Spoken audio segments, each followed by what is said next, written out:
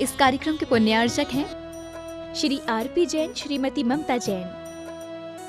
स्वर्गीय परम श्रद्धेय पंडित श्री रतनलाल जी बेनाड़ा की स्मृति में शंका समाधान के पुण्यार्चक हैं बेनाड़ा उद्योग limited, HL Jain group company.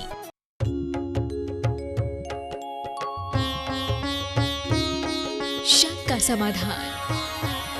बोलिए समन संस्कृति उन्नायक प्रातः स्मरणीय संत शिरोमणि परम पूज्य 108 आचार्य गुरुवर विद्यासागर जी महामुनिराज की जय जय जय। बोलिए गुणायतन प्रणेता, शंका समाधान प्रवर्तक, भावना योग प्रवर्तक, प्रखर वक्ता परम पूज्य 108 मुनिवर श्री प्रमाण सागर जी मुनिराज की जय जय जय। बोलिए परम पूज्य 108 मुनिवर अरहत सागर जी महाराज की जय जय जय। प्रिय दर्शकों, पारस चैनल, जिनवाणी चैनल एवं प्रमाणिक ऐप के माध्यम से प्रसारित होने वाले आज के शंका समाधान के कार्यक्रम से जुड़े देश एवं विदेश के सभी दर्शकों, श्रोताओं एवं श्रद्धालुओं का धर्म भावना समिति कमेटी की ओर से हार्दिक हार्दिक अभिनंदन। मैं आपको लिए चलूँ शंका समाधान की ओर। इसके पूर्व रोज की तरह हम लोग पूज्य गुरुदेव के चरण कमलों में सामूहिक रूप से त्रिवार नमोस्तु निवेदित करते हुए उनके मंगल में आशीर्वाद से अपने को अभिषेक करके साथ करेंगे। तो चलिए हाथ जोड़िए, मस्तक झुकाइए और बोलिए मेरे साथ, नमोस्तु गुरुदेव, नमोस्तु गुरुदेव, नमोस्तु गुरुदेव। बोलिए मुनिवर श्री प्रमाण सागर जी महाराज की। पूज्य गुरुदेव, आपकी आज्ञा से मैं अपने दर्शकों को शंका समाधान की ओर लिए चल रहा हूँ। और प्रथम प्रश्न गुरुदेव सागर से श्री राजकुमार जैन का है। ये कह रहे हैं कि गुरुवर हाइकू पर आधारित प्रवचन में आपने कहा कि हमें आशा और उम्मीद को बांधे रखना चाहिए, परंतु 10 लक्षण पूजन में हम कहते हैं कि आशा पास महादुखदानी, सुख पावे संतोषी प्राणी। मेरी जिज्ञासा ये है कि दोनों जगह में आशा है, इन दोनों में अंतर क्या है? देखिए, हर शब्द का अर्थ संदर्भ के साथ लगाना चाहिए। आशा पास महादुखदानी, सुख चाहे संतोषी प्राणी में वहाँ आशा हमारे मन की तृष्णा से जुड़ी हुई है और तृष्णा महादुखदाई है। और जिस संदर्भ में हमने बात की वो आशावादी दृष्टिकोण जो हमें हताशा से बचाते हैं। मनुष्य यदि उम्मीद और आस छोड़ करके बैठ जाए तो उसकी क्रियाशीलता समाप्त हो जाती है, वह कर्मण्य हो जाता है, कुछ कर नहीं पाता। तो एक आशा तृष्णा है जो हमें दुख देती है और दूसरी ओर हताशा है, वो भी हमें दुख देती है। तो हम तृष्णा की आशा के प्रति उदास बने और जो हमें हताश करती है उसकी तरफ जागरूक बनकर आशावादी बने। ये दोनों दृष्टिकोण हैं जो अलग अलग संदर्भ में उपयोगी। पूज्य गुरुदेव, इंदौर मध्य प्रदेश से महेंद्र जैन पत्रकार कह रहे हैं, गुरुदेव कहा गया है कि दरिया बनकर किसी को डुबाने से बेहतर है कि जरिया बनकर किसी को बचाया जा सके। जरिया? हाँ, जरिया।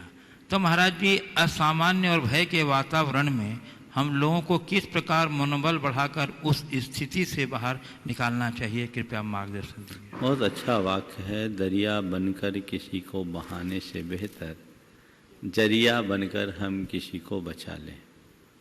जिनका भी ये वाक्य बड़ा स्वागत योग्य वाक्य है, बड़ा प्रेरक वाक्य है। आज की इस असामान्य परिस्थितियों में जब सब तरफ लोग भय और आतंक से ग्रसित हैं, हम लोगों के हित का जरिया कैसे बने, ये बहुत ही महत्वपूर्ण बात है।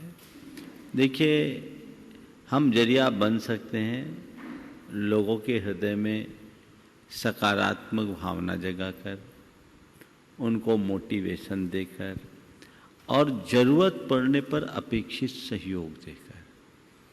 हमें आज सबसे पहली आवश्यकता है लोगों को सतर्क करते हुए उनके मन के भय के निवारण की। भय निवारण हो, लोग भयभीत ना हो और निश्चिंत भी ना हो, सतर्क रहे, सावधानी रखे। अपेक्षित सावधानी के साथ यदि आगे चले तो लोग इस विषम स्थिति में भी अपने अंदर स्थिरता प्रकट कर सकते हैं। पूज्य गुरुदेव, कटनी मध्य प्रदेश से श्रीमती अर्पणा गौर पूछ रही हैं और उन्हीं से कनेक्टेड एक सवाल है वर्नी कॉलोनी सागर से प्रियंका जैन का। ये कह रहे हैं गुरुदेव, आपने अपने प्रवचन में क्षमा भाव, आत्मलोचन, सहनशील, शांत रहना, आत्म सुझाव बताए। मेरी समस्या यह है कि सहनशीलता की सीमा क्या होनी चाहिए।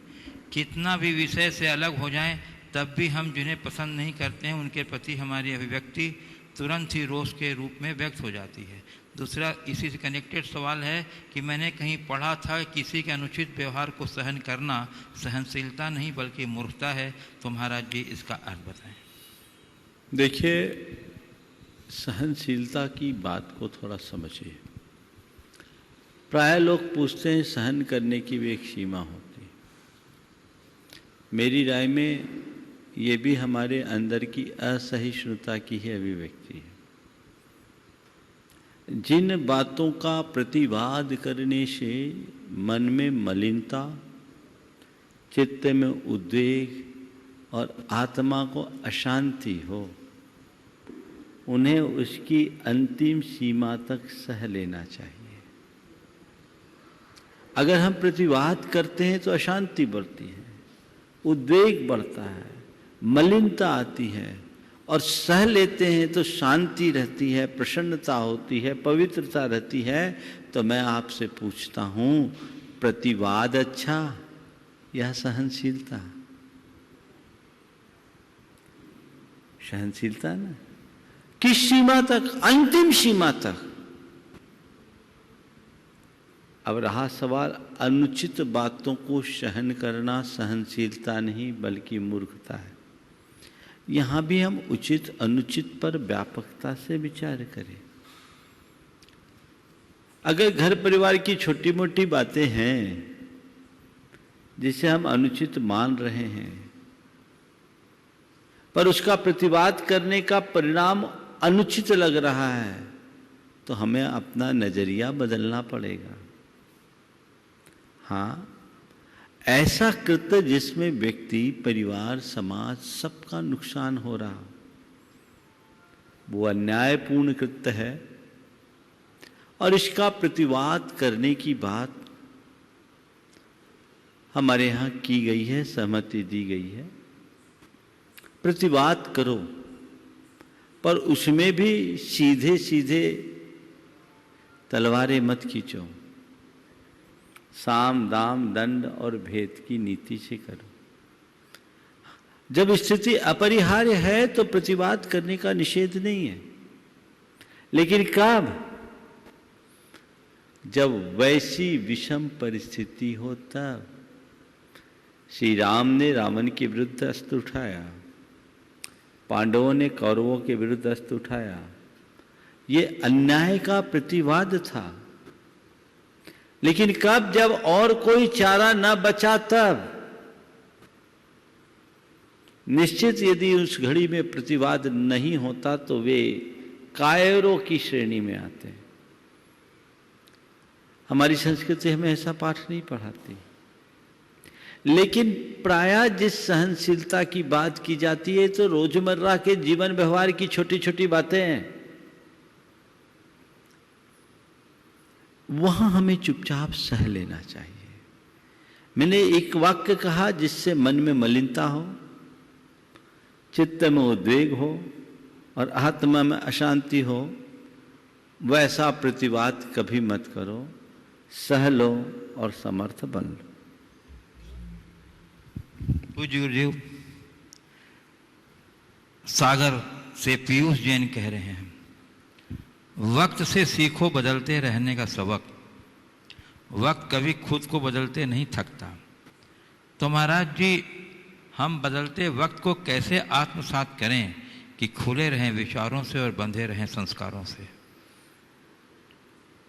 वक्त बदलना सीखना है तो बदलते वक्त से सीखो। वक्त कभी बदलते हुए, क्या लिखा? खुद को बदलते नहीं थकता। खुद को बदलते नहीं थकता। तो महाराज जी, हम बदलते वक्त को कैसे आत्मसात करें कि खुले रहें विचारों से और बंधे रहें संस्कारों से? बदलते वक्त को हम कैसे आत्मसात करें। अपने जीवन के हर वक्त का सदुपयोग करना शुरू कर दो। वक्त के बदलने के साथ साथ हमारे भीतर भी बदलाव हो जाएगा। वक्त के साथ ताल कदम करके चलने वाला व्यक्ति विचारों से भी खुला रहता है, संस्कारों से भी बंधा रहता है। और जो अपने वक्त का सही उपयोग नहीं करता, वक्त को ठीक तरीके से पहचानता नहीं, उसकी स्थिति विषम और भयानक बन जाती है। तो हम विचारों से बंधे और खुले विचारों से जुड़े और संस्कारों से बंधे, तो पहला काम हर वक्त का सदुपयोग करें। दूसरी बात, उन्हें आदर्श बनाएं जिन्होंने वक्त का सदुपयोग करके अपने जीवन को ऊंचा उठाया। तीसरी बात, उनसे परहेज करें जिन्होंने वक्त का दुरुपयोग करके अपना पतन किया। और चौथी बात, हमेशा उनके संपर्क में रहें जो वक्त का सही उपयोग करने की प्रेरणा दें और खुद वक्त का सदुपयोग करें। तो ऐसा करने से हमारे संस्कार बंधे रहेंगे, विचार खुले रहेंगे।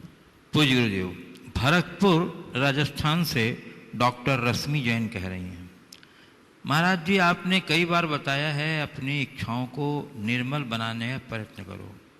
मेरी जिज्ञासा है कि इच्छाओं को निर्मल बनाने का क्या तात्पर्य है, कृपया समाधान। इच्छाओं को निर्मल बनाने का तात्पर्य पूछ रहे हैं। अपनी इच्छाओं को टटोल लो। हमें इतना तो पता ही है क्या अच्छा और क्या बुरा है, क्या शुभ है और क्या अशुभ है। अगर हमारे मन में अशुभ है तो समझ लेना हमारी सारी इच्छाएं असद इच्छा है। और मन प्रशस्त है, मन में शुभ भावनाएं जाग रही है, तो ये मान करके चलना चाहिए कि हमारी मन की इच्छाएं शुभ है। निर्मल इच्छा का मतलब ही ऐसे ही है, ये इतना ही है कि हमारे मन में वो ऐसी इच्छा जगे जिससे किसी का अहित ना हो। हमारे मन में ऐसी इच्छा जगे जिसमें कभी पाप ना हो। हमारे मन में ऐसी इच्छा जगे जिसमें मर्यादाएं कायम रहे। हमारे मन में इच्छा हमेशा ऐसी रहे कि कभी मलिनता ना हो। यदि इन बातों को हम ध्यान में रखेंगे तो मान के चलिए कि हमारी इच्छाएं निर्मल है। पूज्य गुरुदेव, जगेश्वरी मुंबई महाराष्ट्र से लक्ष्मीलाल जवाहरलाल जी बगेरिया कह रहे हैं, गुरुदेव मेरी जिज्ञासा यह है कि भक्ति मार्ग पे चलते हुए तो मेरे इस पुद्गल ने कितनी ही योनियों में जन्म मरण किया, किंतु आज तक मुझे मोक्ष फल की प्राप्ति नहीं हुई। गुरुदेव ऐसा कोई राह बताओ जिससे कि इसी जीवन में मुझे मोक्ष की प्राप्ति हो जाए। भक्ति मार्ग तो बहुत लंबा मार्ग है, किंतु कोई ऐसा शॉर्टकट राह दिखाएं जिस पर चलकर हम भव भ्रमण के चक्कर से बच जाएं। लिफ्ट मार्ग बताएं, सीढ़ियां चढ़ उतर कर थक चुके हैं, क्या ऐसा संभव है? अगर नहीं तो कौन सी राह चुनें? गुरुदेव से एक बार एक सज्जन ने कहा, गुरुदेव आप तो हमें मोक्ष मार्ग का कोई शॉर्टकट बता दो, हम ज़्यादा जानते नहीं हैं, शॉर्ट में बता दो जिसको हम अमल में ला सके और अपना कल्याण कर लें। तो गुरुदेव बोले कुछ नहीं करना। बोले क्या करना? बोले जिधर मुंह है उधर पीठ कर लो, जिधर पीठ है उधर मुंह कर लो। हो गया ना, डायरेक्शन ही तो बदलना है। बस इतना सा काम कर लो, इससे शॉर्टकट और क्या होगा? अपनी दृष्टि को बदलिए, सृष्टि बदल जाएगी। जब तक आपकी विचारधारा में परिवर्तन नहीं होगा तब तक जीवन परिवर्तित नहीं होगा। तो जिस शॉर्टकट की बात आप कर रहे हैं, एक्चुअल में मोक्ष तो एक अंतर्मुहूर्त की ही क्रिया है, पर हम अपनी कनेक्शन को तो ठीक करें, कनेक्टिविटी तो ठीक करें। हमारा सारा कनेक्टिविटी फेल है, उसे व्यवस्थित करने की जरूरत है। अपने बहिर्मुख वृत्ति को अंतर्मुख बनाने की जरूरत है। आत्मज्ञान, आत्मध्यान, आत्मरमन और आत्म साधना, इसी में मोक्ष है। जब तक हम पर में रमेंगे संसार होगा, निज में डूबेंगे मुक्ति मिलेगी। पूज्य गुरुदेव, कटनी मध्य प्रदेश से सागर जैन कह रहे हैं, महाराज श्री मेरी शंका ये है कि अविरत सम्यक दृष्टि के कोई व्रत नियम होते हैं या नहीं? यदि होते हैं तो पांडवों ने जुआ जैसा व्यसन क्यों अपनाया? कृपया। देखिए, अविरत के साथ तो टाइटल ही है अविरत, असंयत, तो उसके ऐसे व्रत नियम नहीं होते, लेकिन कुलाचार के हिसाब से शुभ संकल्प उनके साथ जुड़े रहते हैं। कुलाचार के नियमों के अनुसार कार्य करना होता है, वो करते हैं। अब पांडवों के द्वारा जुआ खेला गया, ये एक अपवाद था। इसका तात्पर्य ये नहीं कि सभी अव्रती जुआ खेलते हों। जिनके संस्कार अच्छे होते वो इनसे बचते हैं। ये तो कुचक्र में आ गए, शकुनी की चाल में फंस गए, इसलिए ऐसी घटना घट गई। कई बार नियति भी हमारी परिणति को बिगाड़ देती है। हो सकता है वे उसी नियति के शिकार होंगे। और असंयत थे, ये बात तय है कि प्रतिज्ञा पूर्वक उन्होंने त्याग नहीं किया होगा। अगर त्याग व्रत होता तो पांडवों से ऐसी भूल नहीं होती। पूज्य गुरुदेव, झालावाड़ राजस्थान से समृद्धि जैन कह रही हैं, गुरुदेव मैं ग्रेजुएशन की छात्रा हूँ। मेरी जिज्ञासा यह है कि मानव जीवन में इन तीनों में से अत्यधिक महत्वपूर्ण भूमिका किसकी है? हमारा लक्ष्य, या लक्ष्य हेतु हमारी यात्रा, या फिर लक्ष्य यात्रा में हमारी संगति? देखिए, मानव जीवन में लक्ष्य की यात्रा और लक्ष्य के लिए संगति, तीनों में महत्वपूर्ण क्या है? सबसे पहले लक्ष्य। और लक्ष्य कितना भी ऊंचा बना ले, अगर हम उस लक्ष्य की दिशा में पुरुषार्थ न करें, गति न बढ़ाएं, तो लक्ष्य की प्राप्ति नहीं होगी। और उसके लिए हम अनुकूल संगति न करें तो प्राप्त नहीं होगी। तो आपने पूछा है तीनों में किसकी महत्ता है? मैं कहता हूँ तीनों की महत्ता है। एक से काम नहीं चलेगा, इसी लक्ष्य जग बनाए, पुरुषार्थ जगाए और उसके अनुकूल साधन जुटाकर जीवन को ऊंचा उठाए। गुरुदेव, सतना मध्य प्रदेश से स्नेह जैन कह रही हैं, महाराज जी मेरा नाम स्नेह जैन है। मेरा प्रश्न है, यदि किसी व्यक्ति को धर्म सुनने की कभी इच्छा नहीं होती, यदि सुनाते तो वह कह देते कि नहीं सुनना है, और यदि उसका अंत समय निकट आ गया और हम उसको धर्म सुना रहे हैं, सभी कहते हैं कि उनका परिणाम धर्म सुनने का नहीं है, तुमको पाप लगेगा। तो क्या महाराज जी ये सही कि क्या मुझे पाप लगेगा, क्योंकि उनसे बोला तो नहीं जा रहा और हम सुना रहे हैं? देखिए, धर्म हर कोई नहीं सुन सकता। जिसका भवितव्य अच्छा होता है, अंत समय में उसके ही परिणाम अच्छे होते। मुझे याद आ रहा है 1984 की बात है, गुरुदेव मड़िया जी में थे। एक सज्जन मेडिकल कॉलेज से डॉक्टरों ने जवाब दिया, परिवार में कुछ लोग व्रती थे। डॉक्टर ने कहा ये कुछ ही घंटों के मेहमान हैं, इनको ले जाओ। सब ने सोचा गुरुदेव के दर्शन करा दें, कुछ संबोधन मिल जाए, जीवन बदल जाए। होश थी, गुरु चरणों में उनको लेकर आए। गुरुदेव से नमोस्तु करने के लिए बोला, बमुश्किल उन्होंने नमोस्तु कहा। बाद में गुरुदेव ने कहा नमोकार मंत्र बोलो, तो जोर से बोलते हैं, बोला नहीं जाता, चिल्ला के। और उस व्यक्ति से बहुत अनुरोध किया गया, तो मजाल है नमोकार बोल दे। गुरुदेव ने आशीर्वाद दिया। घर पहुंचते ही रास्ते में पहुंचने के पहले ही चल बसा। हमारे शास्त्रों में ऐसा वर्णन है कि जिनकी खोटी गति होने को होती है, मरण के समय उनके अच्छे भाव कभी नहीं होते। जिनके अच्छे भाव होंगे उनकी कभी कुगति नहीं होगी। तो बहुत सारे ऐसे लोग हैं जिनको दुनिया की बातें तो बहुत रुचती है, लेकिन अंत समय में धर्म की बातें नहीं सुहाते। आपका सवाल है, ऐसे व्यक्ति को धर्म सुलाने में पाप लगेगा क्या? अच्छा काम करने का कभी उल्टा परिणाम नहीं निकलता, पाप नहीं पुण्य ही लगेगा। लेकिन यदि वो बात सामने वाले को नहीं सुहा रही है, तो हो सकता है वो व्यक्ति आपके प्रति कोई गांठ भी बांध ले, तो आपके लिए खतरनाक हो सकता है। इसलिए क्या करें? मान लीजिए कषाय बांध ले और वो कषाय के साथ मरे, तो पता नहीं कौन से जन्म में भुनाएगा वो।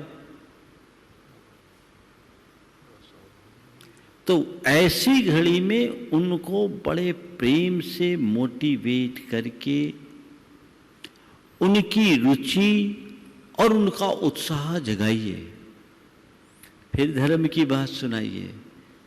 सीधे सीधे सीधे से नमोकार बोलो बोलो, अच्छा होगा तुम्हारा, ऐसा करो वैसा करो, लोग चीखते हुए बोलते हैं। अब वो जवाब नहीं दे पा रहा है, लेकिन अगर उसका मन मस्तिष्क सही काम कर रहा है और उसने कोई अंदर ही अंदर उल्टा रिएक्शन कर लिया, हो सकता है कि नहीं हो सकता, तो वो आपके भावी जीवन के लिए दुखदाई हो सकता है। देखिए एक घटना बताता हूं। हमारे यहां एक वशिष्ठ मुनि की कथा आती है। वशिष्ठ मुनि आपके त्रिपृष्ठ नारायण के पूर्व भाव का है। तो वो मुनि थे, मासोपवासी थे, शरीर जर्जर हो गया था और उनका संभवतः कंस ने उपहास किया था। कंस ने उपहास किया था, हाँ, कंस ने उपहास किया, कंस के जीव ने, हाँ, किसी भाव में। तो नामों को भूल जाओ, मैं जो बात कर रहा हूं, राजा ने उपहास किया था। और उस समय मुनिराज बिल्कुल छीन काय हो गए थे, लड़खड़ा करके गिरने को थे। तो जिसने उपहास किया था उसने क्या किया था कि पहले राज अवस्था में उनका अपमान किया था मुनि महाराज ने, और अब वो जब मुनि अवस्था में थे, बहुत छीन काय थे, तो वही जिसका उपहास हुआ था उसने कहा अब मैं चाहूं तो तुमसे एक पल में बदला ले सकता हूं, तुम्हारे शरीर में अब दम कितना बचा। उसी समय वे मुनिराज गिरते हैं, हरिवंश पुराण में कथा आती है। उसी समय वो मुनिराज गिरते हैं और मन में निदान करते हैं कि मेरे तप में यदि कोई बल हो तो इस अपमान का बदला मैं लूं। और आगे चल करके एक नारायण और एक प्रति नारायण बनते हैं। नारायण प्रति नारायणों की कथा है। अंतिम क्षण के परिणाम तो कोई ऐसे व्यक्ति जाने वाले हों तो प्रेम से विदा करो, पंगा मत लेना। समझ गए? चलिए। पूज्य गुरुदेव, कोलकाता पश्चिम बंगाल से प्रोफेसर अंकिता बनर्जी कह रही हैं, गुरुदेव मैं दर्शन शास्त्र में पीएचडी करके अध्यापन कार्य में रत हूँ। कुछ समय पूर्व मैं अपने परिचित धर्म बंधु से प्रेरित होकर भावना योग, प्रवचन एवं शंका समाधान से जुड़ी और काफ़ी प्रभावित हुई हूँ, और आज प्रथम जिज्ञासा आपके समक्ष प्रस्तुत करने का साहस कर रही हूँ। मेरी जिज्ञासा है कि जैन दर्शन एवं अन्य दर्शनों के मध्य जैन दर्शन का वो कौन सा पहलू है जो अन्य दर्शनों से सर्वथा भिन्न है, तथा वो कौन सा पहलू है जिसके आधार पर जैन दर्शन अपने आप को सर्वश्रेष्ठ दर्शन का दर्जा देता है। जैन दर्शन का ऐसा कौन सा पहलू जो उसे अन्य दर्शनों से एक अलग पहचान देता है, और ऐसे कौन सा पहलू है जो उसे सबसे श्रेष्ठ घोषित करता है। देखिए, जैन दर्शन को अगर ठीक तरीके से पहचाने तो मैं तो ये मानता हूं कि जैन दर्शन ही एक ऐसा दर्शन है जो आत्म स्वातंत्र की उद्घोषणा करता है। अप्पा सो परमप्पा, ये जैन दर्शन का मूल उद्घोष है। हर आत्मा ही परमात्मा है, आत्मा से भिन्न कोई परमात्मा नहीं, और हर आत्मा परमात्मा हो सकता है। ये अधिकार और ये स्वतंत्रता विश्व के किसी भी दर्शन में नहीं है। आत्मा अपने दुर्बलताओं के कारण बंधन में बंधता है और अपने ज्ञान मूलक साधना के बल पर बंधन से मुक्त हो सकता है। पतित से पतित प्राणी भी सद्धर्म का आश्रय लेकर अपना उद्धार कर सकता है और ये जो कुछ भी होगा वह स्व अर्जित पुरुषार्थ के बल पर होगा, किसी की कृपा प्रसाद से नहीं। ये जैन दर्शन की सबसे बड़ी विशेषता है। ये बात किसी दर्शन में नहीं है। और अनेकांतवाद, शादवाद जैन दर्शन की एक ऐसी देन है जो सभी दर्शनों में समन्वय का मार्ग बताता है, जो सबको साथ लेने का पाठ पढ़ाता है, हर वस्तु और हर व्यक्ति को व्यापक दृष्टिकोण से देखने और समझने की दृष्टि देता है, जो हमें वस्तु तत्व का समग्र बोध कराता है। यह केवल जैन दर्शन में है।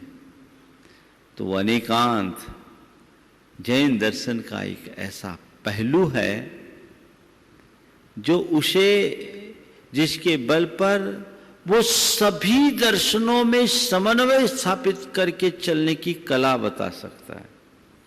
मैं समझता हूं अगर आपने एक बात पूछी है तो श्रेष्ठता का इससे श्रेष्ठ और कौन सा आधार होगा।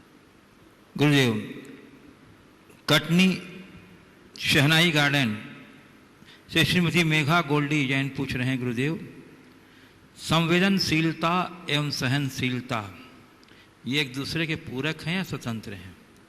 क्या स्वयं के प्रति संवेदनशील बने बिना हम पर पीड़ा के प्रति संवेदनशील और स्वयं की पीड़ा के प्रति सहनशील बन सकते हैं?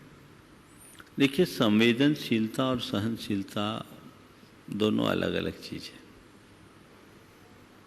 आपने पूछा है स्वयं के प्रति संवेदनशील बने बिना हम पर की पीड़ा के प्रति संवेदनशील, पर के पीड़ा के प्रति संवेदनशील बन सकते हैं, स्वयं की पीड़ा के प्रति सहनशील। देखिए, सबसे पहली बात यह है कि हम संवेदनशीलता और सहनशीलता के भेद को समझें।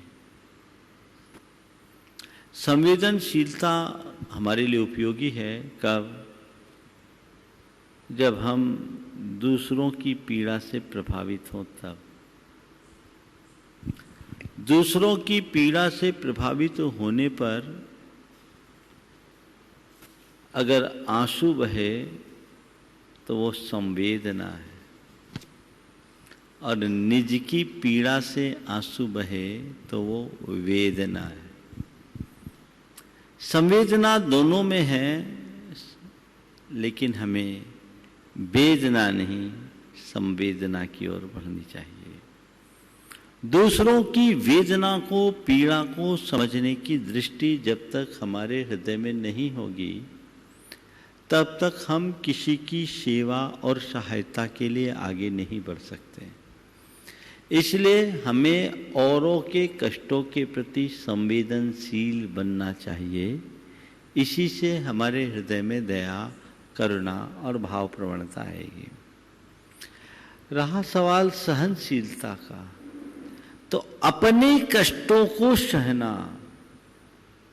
सहनशीलता को विकसित करने के लिए हमें अपनी वेदना को नकारना होगा।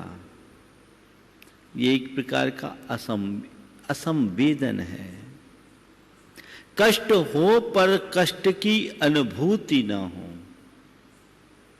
इसका नाम सहनशीलता है। तो मैं हमेशा कहता हूं, स्वयं के कष्टों के प्रति सहनशील बने और दूसरों के कष्टों के प्रति संवेदनशील बने।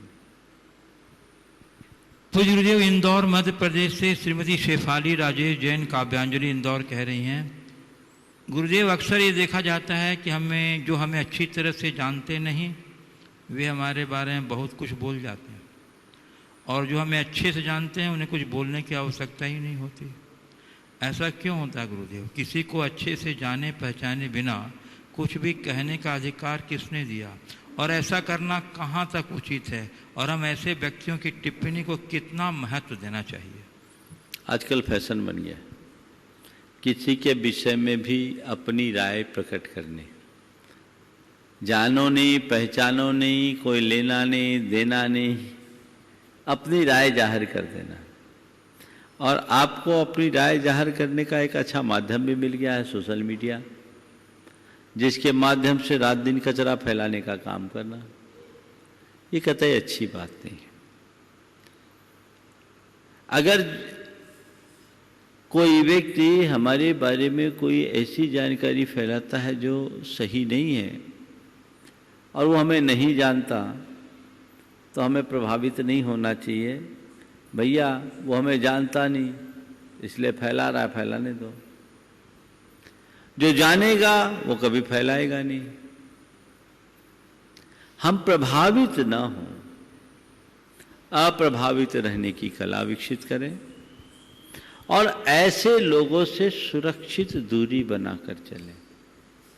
उनकी बातों को वजन न दें, महत्व न दें, तो हम अपने जीवन को सुव्यवस्थित बनाकर चल सकेंगे। रीठी कटनी से कुमारी मयूरी जैन कह रही हैं, गुरुदेव हम अपने जीवन में धन दौलत का हिसाब तो लगाते हैं पर अपनी सांसों का हिसाब नहीं लगाते। गुरुदेव घटती बढ़ती दौलत और घटती हुई सांसों के मध्य जो शाश्वत है उसे कैसे पहचानें और उसका हिसाब कैसे लगाएं और उसे कैसे पा सकें? घटती बढ़ती दौलत और घटती बढ़ती सांसों के मध्य जो शाश्वत है उसे कैसे जाने, कैसे पहचाने और उसे पाएं कैसे, उसका हिसाब कैसे लगाएं? जिस दिन हम दौलत की तरह अपने सांसों का मूल्य समझने लगेंगे उसी दिन हिसाब किताब शुरू हो जाएगा। हमारे साथ सबसे बड़ी विडंबना ये है कि लोगों को दौलत का मूल्य समझ में आता है, सांसों का नहीं। हमारी सांसें कितनी कीमती है इसका पता तब लगता है जब सांस लेने में कठिनाई होती है और लाइफ सपोर्टिंग सिस्टम में रखना पड़ता है, वेंटिलेटर पर रखना पड़ता है, ऑक्सीजन लगाना पड़ता है। तब समझ में आता है कि श्वास कितनी कीमती है। अभी तो थोड़ा कुछ होता फट से लोग ऑक्सीमीटर लगा के चेक करते हैं, होता है ना। तो श्वासों का मूल्य हम समझे तब हम सच्चे अर्थों में उसका हिसाब लगा पाएंगे। जीवन की नश्वरता का बोध हो, अपने जीवन को जड़ धन से ज्यादा मूल्यवान समझे।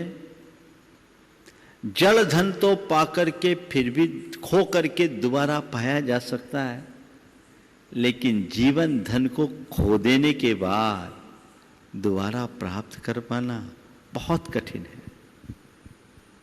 जीवन धन को खो देने के बाद उसे दोबारा प्राप्त कर पाना बहुत कठिन है। तो हम जीवन धन को धन से मूल्यवान समझना शुरू करें। उसी क्षण हम अपने जीवन के प्रति जागरूक बनेंगे तो जीवन की नश्वरता और आत्मा की अमरता का बोध होते ही धन का व्यामोह छूटता है और हम उसके सत्कार में जुट जाते हैं जो हमारा अपना है। तो गुरुदेव गोपालगंज सागर से राजेश जैन आरआई कहते हैं, क्या व्यक्ति को सदाचार और विनम्रता केवल कुलीन होने से ही प्राप्त होती है या कुलीन न होने पर अन्य कोई विशेष उपक्रम करने से भी प्राप्त हो सकती है? सदाचार और विनम्रता क्या कुलीन होने पर ही प्राप्त होती है या कुलीन न होने पर भी अन्य कोई उपक्रम से किसी को प्राप्त होती है? देखिए, सदाचार और विनम्रता हमारे जीवन का एक श्रेष्ठतम गुण है। अब कुलीनता और अकुलीनता से मैं इसे नहीं जोड़ता, पर इतना जरूर कहता हूँ, जो अपने आप को कुलीन मानते हैं वे कम से कम सदाचार और विनम्रता को अपने जीवन व्यवहार में प्रतिबिंबित करें। कुरल काव्य में एक बहुत अच्छी बात कही है कि भूमि की उर्वरता का पता उसमें लगे हुए फसल से लगता है। भूमि की उर्वरता का पता उसमें उगे हुए फसल से चलता है। वैसे ही मनुष्य के आचरण से उसके कुल का पता लग जाता है। तो तुम अपने आप को कुलीन मानते हो तो कुलीनता का प्रमाण प्रस्तुत करो, जो विनम्रता और सदाचार में घटित होता है। कोई जरूरी नहीं कि हमारी विनम्रता और हमारी सदाचार हमारे जन्मजात कुल से हमें मिले। बहुत सारे ऐसे लोग भी हैं जो जन्मतः अति साधारण रहे, लेकिन अपने आचार और व्यवहार से सारी दुनिया का दिल जीतने वालों में शामिल हो गए। कभी कभी ठीक ढंग से मेहनत किया जाए तो बंजर भूमि में भी उत्तम फसल पैदा की जा सकती है। इसलिए सद्गुणों को किसी की बपौती मानकर नहीं चलना चाहिए। ये तो हमारे साधना की फलश्रुति है। जो सतत साधना में निमग्न रहते हैं उनके जीवन में ये बातें सतत घटित होती। पूज्य गुरुदेव, हमें यहाँ कुछ उपस्थित जिज्ञासुओं को ऑनलाइन 7 बजे के बाद।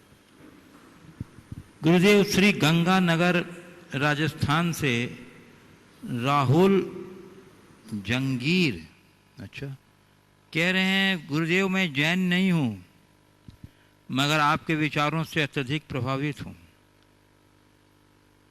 आपके मृदुल वचन मुझे हौसला देते हैं। महाराज जी, मेरा प्रश्न यह है कि अपने हुनर का सही इस्तेमाल कैसे करें ताकि समाज का भी हित हो और जिस ईश्वर ने ये हुनर बख्शा है उसका भी धन्यवाद हो जाए। मेरा हुनर लिखने का है। बहुत अच्छी बात है। हुनर का सदुपयोग कैसे करें सवाल है। पहले अपने हुनर को पहचानें, और अगर आपके पास हुनर है, जैसे आपके अंदर लिखने का हुनर है, संकल्पित होनी चाहिए। मैं अच्छा लिखूंगा, सकारात्मकता का वातावरण बनाऊंगा और लोगों को सकारात्मक प्रेरणा दूंगा, तो आप अपने हुनर को खूब निखार भी सकेंगे और अपने इस हुनर से लोगों का जीवन भी बदल सकेंगे।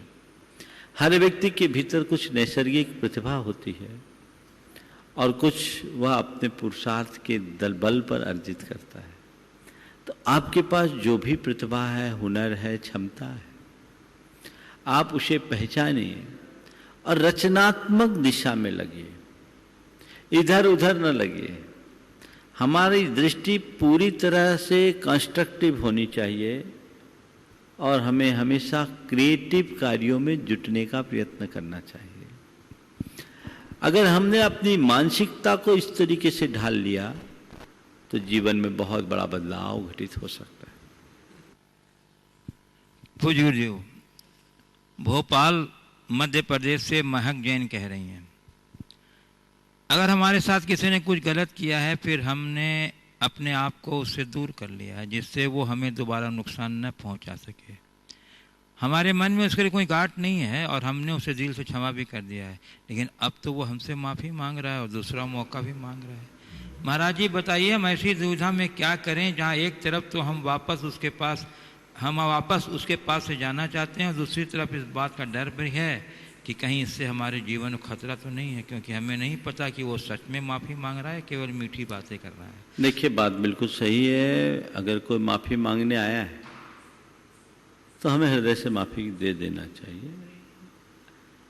कोशिश करनी चाहिए हमारे मन में गांठ ना हो, सामने वाले के मन में भी गांठ ना हो। लेकिन क्षमा मांगने और क्षमा करने का मतलब ये नहीं है कि हम पुरानी प्रवृत्तियों को फिर से दोहराएं। आप जिस अनुभव के दौर से गुजरे हैं आप उसका लाभ उठाते हुए सुरक्षित दूरी बना के रखिए। उससे कहिए ठीक है, अभी हमें आपकी ज़रूरत नहीं है, जब ज़रूरत होगी तो भी याद करेंगे। आप अभी जिस तरह की बात चाह रहे हैं अभी हम उसमें सक्षम नहीं हैं, जब सक्षम होंगे तो बात करेंगे। ऐसे लोगों को टाल दें, क्योंकि बहुत बार ऐसा होता है, कई लोग भीतर कुछ होते हैं बाहर कुछ होते हैं, और इस तरह की नौटंकी करके कभी कभी संबंधों का दुरुपयोग भी कर लेते हैं। हमें इतनी सकारात्मकता तो रखनी चाहिए कि कोई क्षमा के भाव से आया है तो उसके प्रति हम क्षमा भाव रख कर क्षमा कर दें, गांठ न रखें। पर क्षमा रखने का मतलब ये नहीं है कि हम रोज गले में हाथ डाल करके ही चले या उसके हर कार्यों में अपनी सम्मति दें। हम बहुत विनम्रता से उस बात को टाल सकते हैं। मेरा यही सुझाव है कि आप टालिए, अपने आप को संभालिए। गुरुदेव, आज हमारे साथ पुरानी बस्ती कटनी से सुश्री धीरांशी जैन ऑनलाइन संपर्क में है। धीरांशी जैन, शंका समाधान के आज के इस कार्यक्रम में तुम्हारा स्वागत है। अपना प्रश्न प्रस्तुत करें। आपके चरणों में मेरा बारंबार नमोस्तु। गुरुदेव, आज मेरा जन्मदिन है जो हर वर्ष पर्यूषण पर्व में आने के कारण सेलिब्रेट नहीं किया। गुरुदेव, हर बार मुझे इस बात का बहुत दुख होता था, पर इस बार मैंने आपकी बातों को जाना और ये समझा कि जन्मदिन का तो तब तक कोई महत्व ही नहीं जब जन्म लेने का उद्देश्य पूर्ण ना हो जाए। तो गुरुदेव, हम अपने लक्ष्य या उद्देश्य को कैसे निर्धारित करें? और गुरुदेव, मैंने ये भी सुना कि जन्मदिन में तो शादी धारा करवा लो या जीव दया में दान कर दो। तो गुरुदेव, हर बार हमने विशेष कार्य किसी विशेष रूप में क्यों करना चाहते हैं, जबकि ये कार्य हम आम दिनों में भी कर सकते हैं। तो गुरुदेव, कृपया मेरी शंका का समाधान करें। और गुरुदेव, आज मैं अपने गुल्लक के पैसे जीव दया के लिए दान करना चाहती हूँ। नमोस्तु। बहुत अच्छा सवाल किया है। जन्मदिन की सार्थकता किसमें है? हम अपने जन्म के उद्देश्य को समझेंगे तभी जन्मदिन की सार्थकता होगी। मनुष्य जीवन हमें बहुत कठिनाई से मिला है, और कठिनाई से प्राप्त इस जीवन को जब तक हम सही रास्ते पर नहीं लगाते तब तक हमारे जीवन का उद्धार नहीं हो सकता। बहुत अच्छी भावना इस छोटी सी बच्ची ने भाई है। थोड़े दिन के इस समागम से उसके जीवन में बदलाव आया है। ऐसा ही बदलाव स्थायी रूप से हो। उसने एक सवाल किया है कि जन्मदिन के दिन शांति धारा कराते हैं, गौशालाओं को दान देते हैं, क्यों देते हैं और उसी दिन क्यों, अन्य दिन क्यों नहीं? देखिए, जन्मदिन है, हमें हर दिन देना चाहिए। जन्मदिन के दिन इसलिए करते कि चलो आज मेरा जन्मदिन है, कोई विशेष पुण्य का कार्य हम कर ले ताकि वर्ष भर अच्छा कार्य करा जा सके। जैसे आप लोग करते हैं ना, 9 वर्ष शुरू होता है तो साल के पहले दिन अच्छा काम करे तो साल अच्छा हो, ऐसा कहते हैं। तो जन्मदिन है, जन्मदिन के दिन हम एक दिन अच्छा कार्य करें तो साल भर अच्छा हो सके, अच्छा कर सके। इस भाव से लोग जन्मदिन के दिन विशेष धार्मिक अनुष्ठान करते हैं, जीव दया का कार्य करते हैं। करना चाहिए, और जन्मदिन के दिन जीव दया तो जरूर करना चाहिए। कहते हैं कि जो अभय दान देता है उसकी अपमृत्यु टलती है।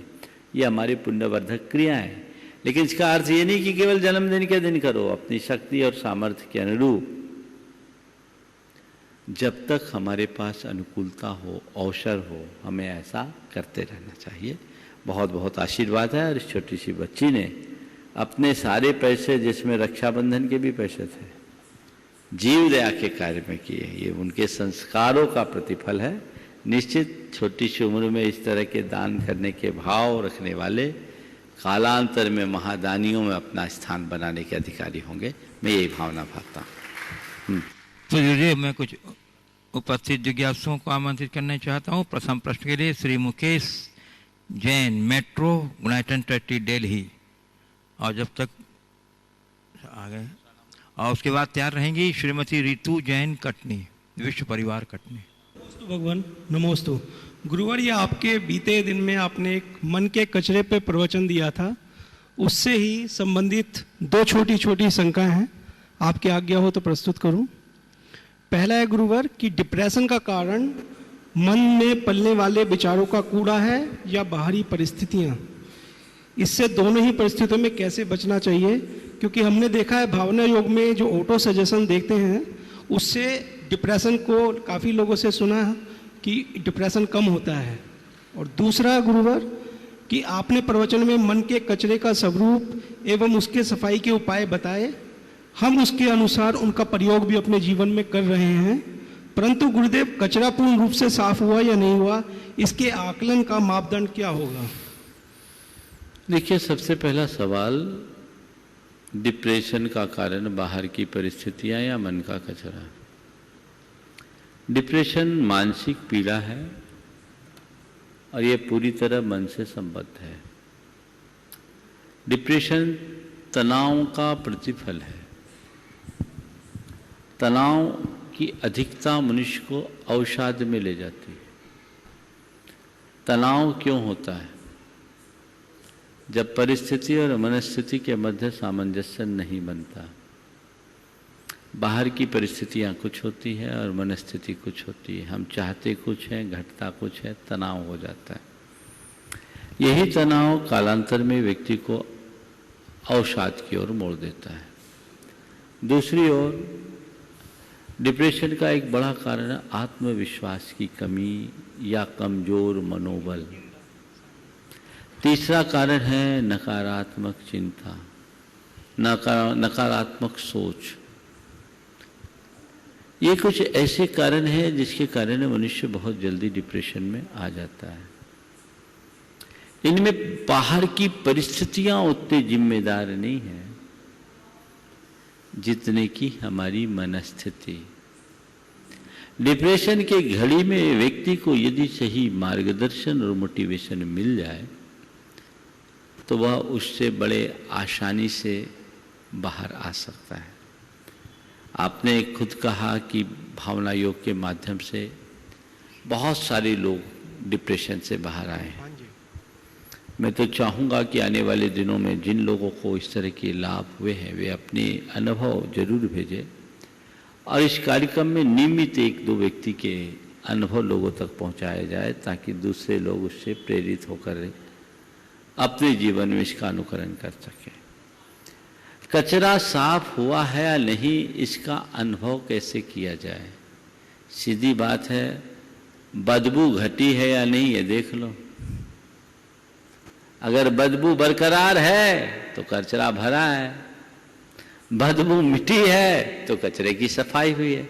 ज्यादा कहने की जरूरत नहीं। श्रीमती रितु जैन, विश्व कटनी तैयार रहेंगी कुमारी मानसी जैन, तारा देही। नमोस्तु गुरुदेव। गुरुदेव, प्रतिकूलताओं में अनुकूलताओं का एहसास करने के लिए हम अनुकूलता में प्रतिकूलताओं का किस प्रकार एहसास कर सकते हैं ताकि प्रतिकूल स्थितियां आने पर हम विचलित ना हो, और एक गृहस्थ के जीवन में हम इसे किस प्रकार घटित करें ताकि हमारी गृहस्थी का संतुलन भी ना बिगड़े? बहुत अच्छा। हमारे यहाँ एक उक्ति, अदुख भाविदम नानम दुहे जादे विनशदी तम्हा जहा बलम जोई भावा दुखस्य भावना। सुख से प्राप्त किया गया ज्ञान दुख के क्षणों में विलीन हो जाता है। इसलिए हे योगी, जब तक तुम में सत्व है, बल है, तब तक दुख की भावना भाव, कष्ट सहिष्णु बनो। ये मुनियों के लिए कहा गया है। ये बात सब पर लागू होती है। प्रतिकूल परिस्थितियों में हमारा चित्त न डगमगाए तो हम अनुकूल घड़ियों में भी अनुकूलताओं का थोड़ा थोड़ा त्याग करने का अभ्यास करें और प्रतिकूलताओं को एडजस्ट करें। उदाहरण के लिए,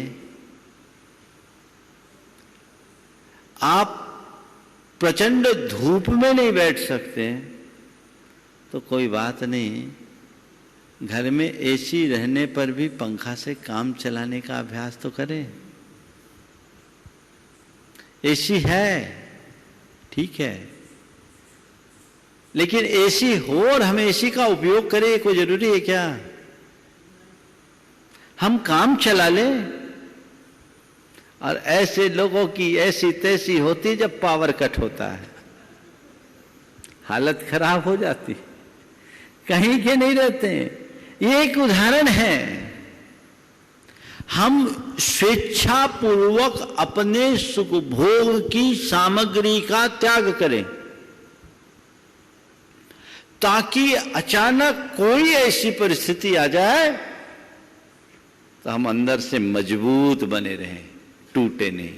धीरे धीरे ऐसा करें अपनी अपनी भूमिका के अनुसार। ये बात सही है कि शरीर का स्वास्थ्य धीरे धीरे ढल जाता है। हम जैसा ढालेंगे वैसा ढलेगा। एकदम खींचना भी नहीं और एकदम ढील भी मत देना।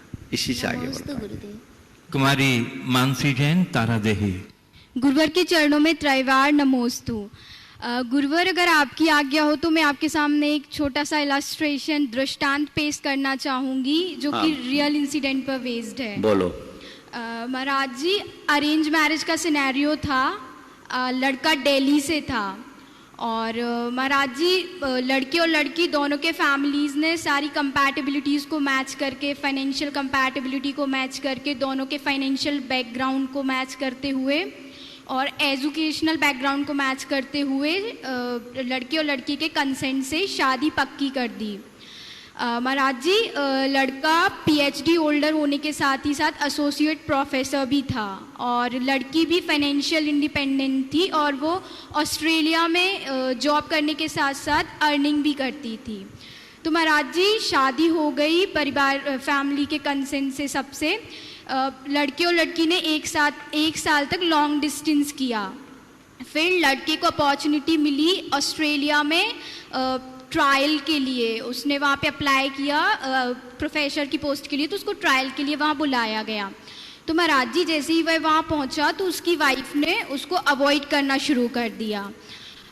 उसने बहुत सारे बहाने बनाने शुरू कर दिए कि मुझे टाइम की कमी है और ऑफिस में बहुत काम रहता है। तो ये अवॉइडेंस चलता रहा। तो एक दिन जो हस्बैंड था वो घर पे रहा और वाइफ बाहर चली गई काम करने। तो उसने उसका लैपटॉप चेक किया, तो उस लैपटॉप के थ्रू उसको पता चला कि जो लड़की है उसकी वाइफ का किसी दूसरी लड़की के साथ, लड़की के साथ कि लड़के के साथ? नहीं महाराज जी, लेस्बियन संबंध था। लड़की के साथ फिजिकल संबंध थे, उसे पता चला।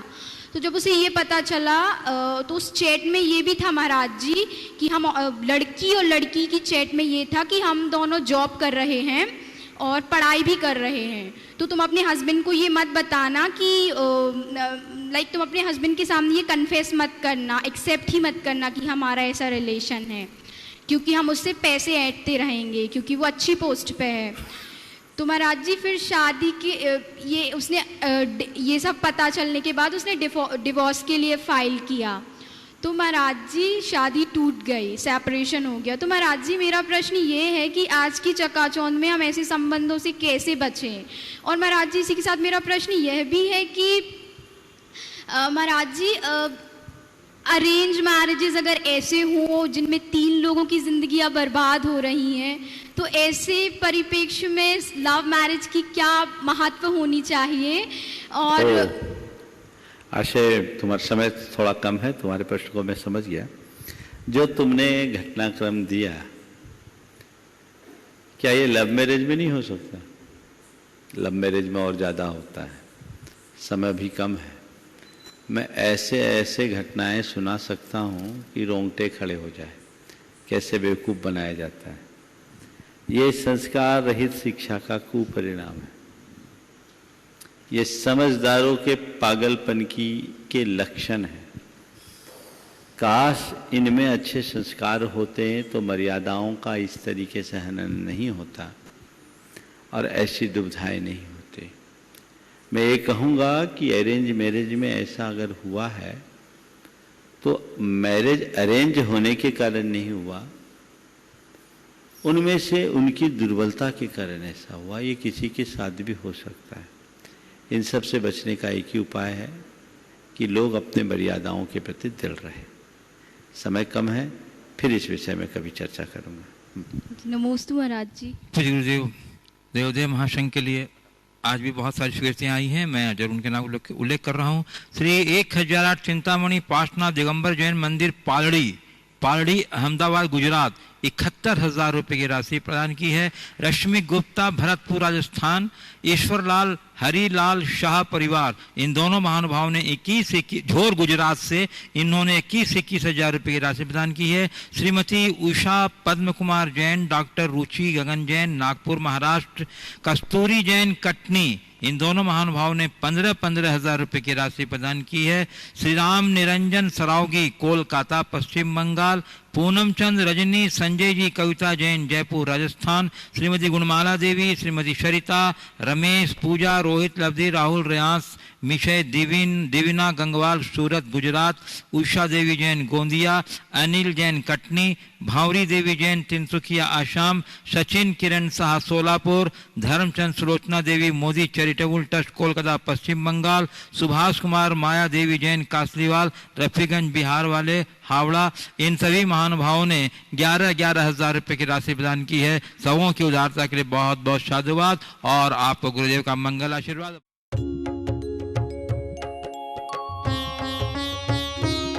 शंका का समाधान। इस कार्यक्रम के पुण्यार्चक थे श्री आरपी जैन, श्रीमती ममता जैन। स्वर्गीय परम श्रद्धेय पंडित श्री रतनलाल जी बेनाड़ा की स्मृति में शंका समाधान के पुण्यार्चक हैं बेनाड़ा उद्योग limited, HL Jain group company.